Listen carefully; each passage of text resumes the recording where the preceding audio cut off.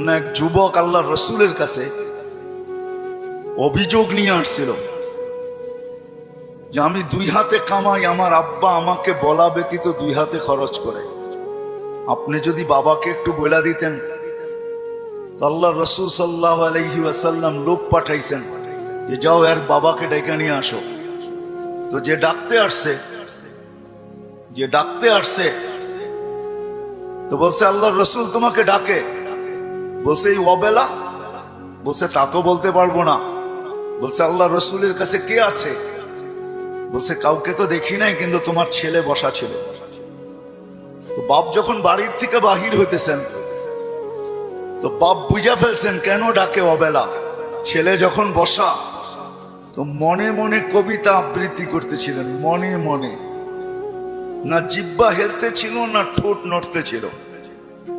তো জিবরিল আলাইহিস সালাম আয়েশা বইলা দিয়া গেছে যে আসতেছে, কিন্তু মনে মনে কবিতা পড়তে পড়তে।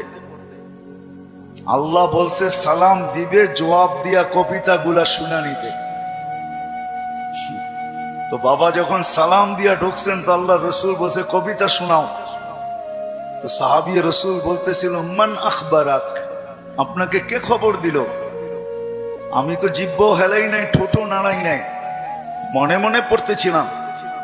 আল্লাহ রসুল বলতেছিল নাব্বাআনিয়াল আলিমুল খাবীর, আল্লাহ আমাকে জানায়া দিছেন, আল্লাহ আমাকে জানায়া দিছেন। তো যখন কবিতা পড়তেছিল আল্লাহ রসুল তো আব্বাকে দেখেন নাই, পেটে আসতে দেরি, আব্বা দুনিয়ার থেকে যাইতে দেরি করেন নাই। বিরাট বড় একটা শূন্যতা ভিতরে ছিল। বাপ দেখাও তো একটা বিষয়, বাপকে দেখেন নাই বিদায় ভিতরে একটা শূন্যতা ছিল। তো বৃদ্ধ কবিতা পড়তেছিল আর আল্লাহ রসুল চোখের পানি জড়াইতেছিলেন। কবিতা অনেক লম্বা, আমি 2-1টার তর্জমা শুনাই আপনাদেরকে। বৃদ্ধ বলতেছিল মনে বড় আশা ছিল, একা আছি, 2 জন কবে হব? হয়ে গেলাম 2 জন। তো দুজনেরই আশা জাগলো যে আমাদের কুল ভরবে কবে। আল্লাহ কোলো বইড়া দিল যেদিন তুমি আসলে। তো 2 জনই ভাবলাম যে আমাদের আর বাঁচার দরকার নাই, এখন বাঁচবো তো সন্তানের জন্যই বাঁচবো। সত্য এটাই, কিন্তু মা বাবা সন্তানের জন্যই বেঁচে থাকে, সন্তানের জন্য বেঁচে থাকে। বলে আমরা তোমার জন্যই বাঁচতেছিলাম, আমরা বুড়া হইতেছিলাম, তুমি জওয়ান হইতেছিলা, আমার সবকিছু তোমার ভিতরে যেতেছিল।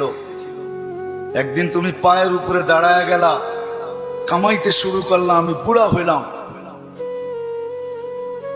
তো বাপের বড় আফসোস ছিল যে তুমি আমাকে বাপ না মনে করতে, একজন হিতাকাঙ্ক্ষীও তো ভাবতে পারতে। তুমি আজকে আল্লাহ রসুলের কাছে আমার বিরুদ্ধে অভিযোগ দিলে। আল্লাহ রসুল পুরা কবিতা শোনার পরে যুবকের কলার দ্বারা বলতেছিল কুম ওঠ, আনতা ওয়া মালুকা লি আবিকা, তুমি আর তোমার মাল তোমার বাপের, বাপের বিরুদ্ধে অভিযোগ। তো আমার প্রশ্ন যেটা ছিল যে দিন আমাদের জন্য কেন? আজকে যদিও আমরা ভাবি না, চিন্তা করি না যে দিন আল্লাহ আমাকে কেন দিলেন, দিনের পরিবেশ আমার জন্য কেন প্রয়োজন, কেন প্রয়োজন? সত্য এটাই, আপনি মানেন আর না মানেন, বোঝেন আর না বোঝেন, এটা কিন্তু আল্লাহর তৈরি, আল্লাহ তৈরি করছেন। কে তৈরি করছেন? এটা কার তৈরি করা? এটাও তো একটা মেশিন, মানব নামের মেশিন, ঠিক না? না মেশিন না? মেশিন তো। এটা যতগুলা কাজ একসাথে করতে পারে, দুনিয়ার কোনো মেশিন মনে হয় এতগুলা কাজ একসাথে করতে পারে না, ঠিক না? এটাও তো মেশিন, এটার আল্লাহর অস্তিত্ব দেওয়া মেশিন। একটা ছোট প্রশ্ন আপনাদের কাছে আমার, সমস্ত মেশিন চালানোর জন্য যদি রীতিনীতি থাকতে পারে, তাহলে এই মেশিনটা চালানোর জন্য কি কোনো রীতিনীতি নাই? ওটা কার পক্ষ থেকে নির্ধারিত হবে? মেশিন যে তৈরি করে তার পক্ষ থেকে নির্ধারিত হয়, ঠিক না? আপনি স্বীকার না করতে পারেন, কিন্তু আমার কথা লেখা রাখেন, আপনি আর আমি জমিনে আসছি সাদা কাগজে সিগনেচার দিয়া। আমি কোরআন দিব আপনাকে, সাদা কাগজে শুধু সিগনেচার দিই না, সাথে সাথে ফিঙ্গারও দিয়ে আসছি, ফিঙ্গার। নাইলে কোরআন এই কথা চিৎকার দিয়ে কোনোদিন বলতো না, আলাস্তু বিরাব্বিকুম ক্বালু বালা। আল্লাহ জিজ্ঞাসা করছিলেন আমি কি রব নই? আমরা সিগনেচার দিয়ে আসছি সাদা কাগজে, আপনি আমাদের রব। আজকে যদিও নাকি আমরা ভুলে গেছি, সত্য এটাই, সমাজের চতুর্দিকে তাকাইলে দেখা যায় সবকিছু পাওয়ার পরে ভুলছি তো শুধু আল্লাহকে ভুলছি, আর কাউকে ভুলি নাই। আপনি যুবকের দিকে তাকান আর বৃদ্ধের দিকে তাকান, নারীর দিকে তাকান আর পুরুষের দিকে তাকান, শিক্ষিতর দিকে তাকান আর অশিক্ষিতর দিকে তাকান, গরিবের দিকে তাকান আর ধনীর দিকে তাকান, উচ্চ সোসাইটিওয়ালাদেরকে দেখেন আর নিম্ন সোসাইটিওয়ালাদেরকে দেখেন। সবার দিকে তাকাইলে একটা কথা সুস্পষ্ট, সবকিছু আল্লাহর থেকে পাওয়ার পরে কিন্তু আমরা ভুলে গেছি আল্লাহকে। সবকিছু পাওয়ার পরে, সত্য তো? হ্যাঁ, যদি প্রমাণ চান আমি দিতে পারি,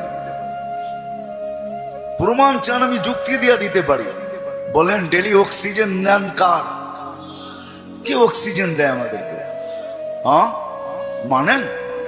হ্যাঁ, আমার তো বুঝে আসে না আপনাদের এলাকায় ঢোকার পরে যে উন্নত বিশ্বের কোন লোককে যদি এই এলাকায় ছেড়ে দেওয়া হয়, বা ঢাকা শহরের গণবসতি এলাকাগুলাতে ছেড়ে দেওয়া হয়, বা পুরান ঢাকার কোনো গলিতে ঢুকাইয়া দেওয়া হয়, ও মনে হয় বাহির হয়ে ভাববে যে এইখানের মানুষ অক্সিজেন নেয় কি করে,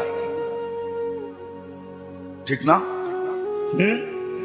মনে হয় বুঝাইতে পারি না, কিন্তু আমাদের নিতে কোনো অসুবিধা হয়? হ্যাঁ, আপনার গলিতে অক্সিজেন কে ঢুকায়?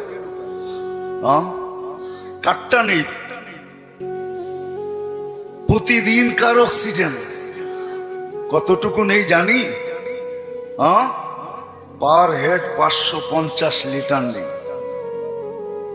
মাছ যদি 30 দিনে হয়, তাহলে আর আপনি আর আমি 16,500 লিটার পার মান্থ নেই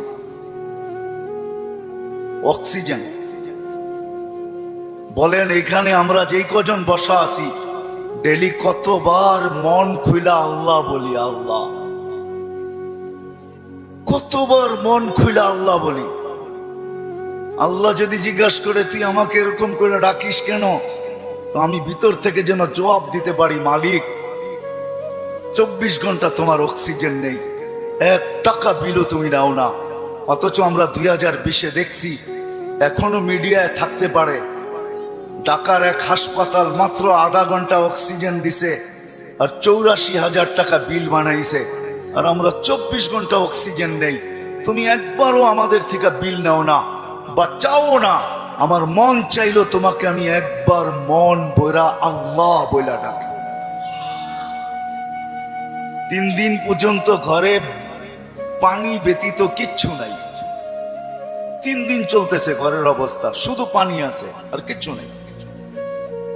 4র্থ দিন সকালে ঘরের অভিভাবক বাহির হইতেছে আর বলতেছে দোয়া করো আজকে যেন কিছু মিলে। কিন্তু যখন সন্ধ্যায় ফিরতেছেন, ওই দিনও কিচ্ছু মিলে নাই, ওই দিনও কিচ্ছু মিলে নাই। কিন্তু ঘরের মহিলা বারবার রাস্তা দেখতেছেন যে আজকে কিছু মিলবে হয়তো, কিন্তু সন্ধ্যাবেলা যখন ঘরের পর্দা উঠায় দেখতেছেন আসতেছে, কিন্তু চেহারাটা মলিন, হাত দুইটা খালি। নাম পরে বলবো আমি। যখন একবারে ঘরের কাছে চলে আসছে, এখন আর আওয়াজ, পর্দা নষ্ট হবে না, তো আওয়াজ দিছেন আলী। বুঝছেন তো? আলী রাদিয়াল্লাহু তাআলা আনহুর কথা বলতেছি। ফাতেমা রাদিয়াল্লাহু তাআলা আনহা আওয়াজ দিছেন আলী। তো চোখে চোখ পড়ছে, তো জিজ্ঞাসা করছে চেহারা মলিন কেন? বলছে আজকেও কিছু মিলে নাই। তো ঘরের মহিলা বলতেছে ওয়াজাদনা শাকারনা লাম নাজিস সাবারনা, পাবো তো শুকরিয়া আদায় করব না, পাবো তো সবর করব।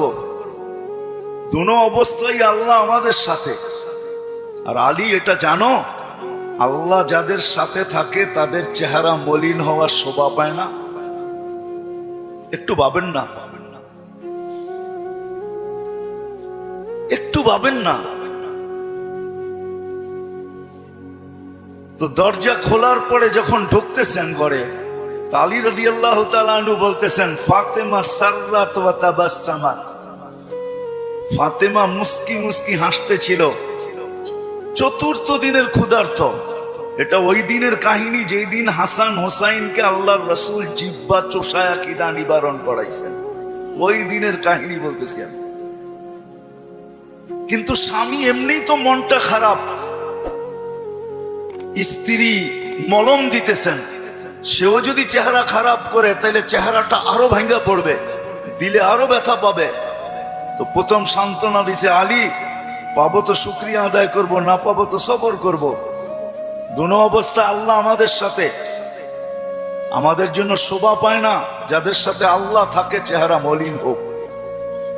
স্বামী যখন ঘরে ঢুকতেছেন, আলী রাদিয়াল্লাহু তাআলা আনহু বলতেছে, ফাতেমা সাররাত ওয়া তাবাসসামাত। ফাতেমা মুস্কি মুস্কি হাসতেছিল, আমার আগমনে খুশিতে নাচতেছিল। আলী রাদিয়াল্লাহু তাআলা আনহু বলতেছেন, আমি আর নিজেকে ধরে রাখতে পারি নাই,